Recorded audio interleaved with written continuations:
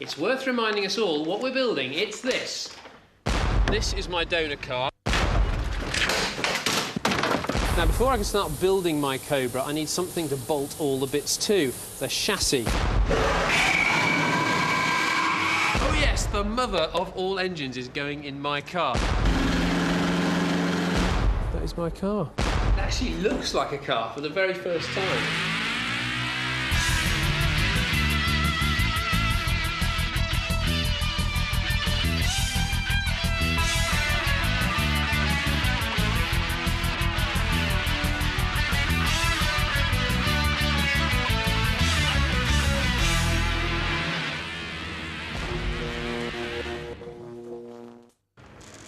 Hi, welcome to A Car Is Born.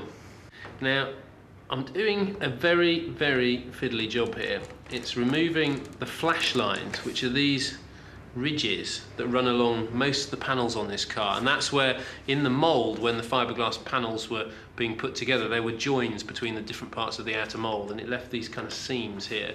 Now they've all got to be taken off, but if you don't do it properly, you end up actually chipping the gel coat and ending up with lots of little holes that need to be filled. You have to just do it a little bit at a time until you get down to the level of the actual main panel itself, and then you rub it down with some very fine wet and dry paper to get the finish on it. Now, before I finish on this programme, I've got to get this car ready to go to the spray shop, and I still haven't decided what colour yet. You'll see I've actually made a couple of mistakes down here where I dragged the blade too close to the bodywork and have scratched a bit off the gel coat either side of the line. Now, because I'm spraying this car, well, I'm not, I'm getting somebody else to spray it properly, it doesn't matter so much because there'll be quite a lot of preparation and filling of the surface of this to get it absolutely right. But if you were keeping it as a gel coat, you need to be really, really careful about this, because although you can bring up the polish again with a polisher, you want to leave it as clean as possible in terms of damage.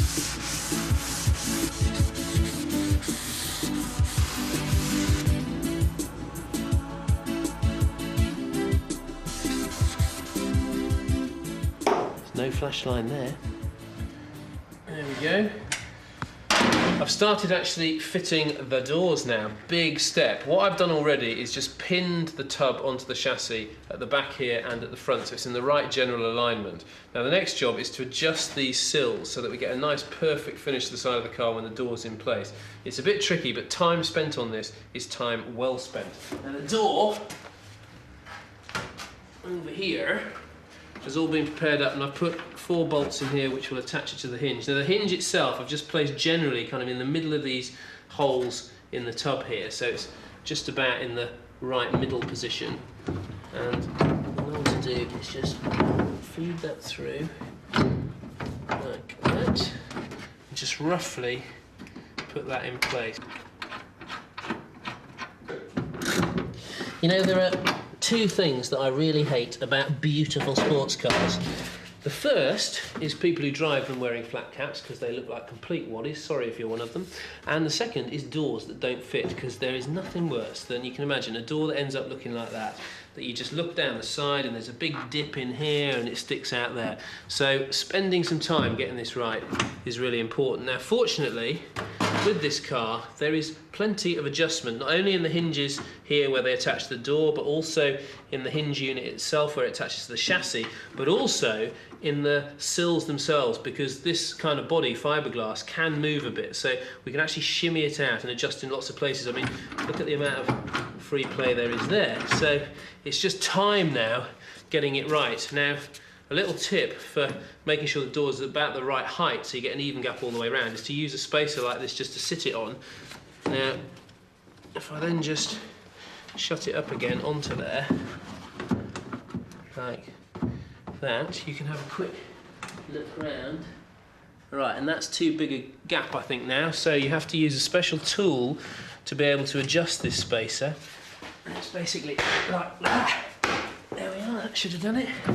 In there. Ah. Oh, there we are. Okay, that's lower. Fine.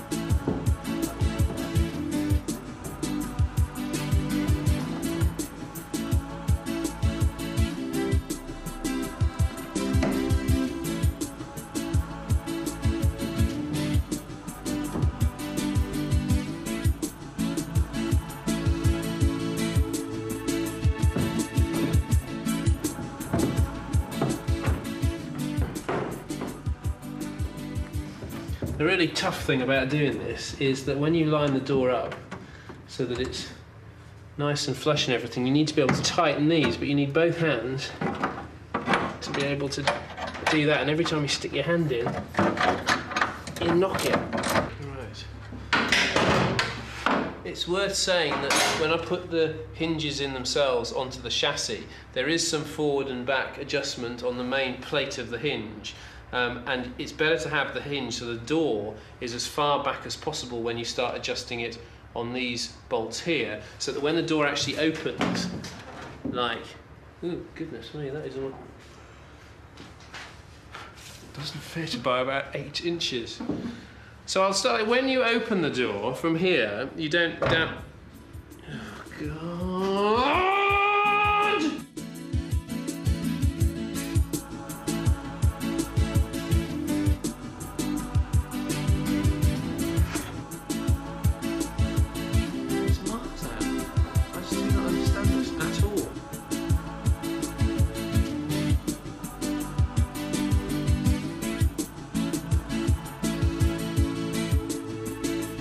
It won't open now. Oh no! I don't care whether these doors fit. Can somebody buy me a flat cap, please?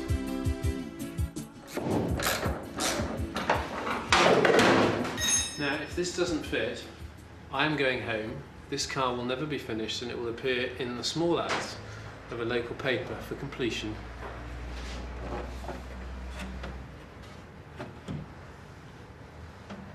Easy as that. One measure of a successful kit car is a thriving owners club, and the Robin Hood is a case in point. The car's based on a Sierra, like my Cobra replica, and Roger Simmons and Jim Stott reckon they're the best fun you can have on 4 wheels. This is another Robin Hood. This is a Mark II, which my son and I built about 4 or 5 years ago. It's just an old Sierra, but it's only half the weight of a Sierra.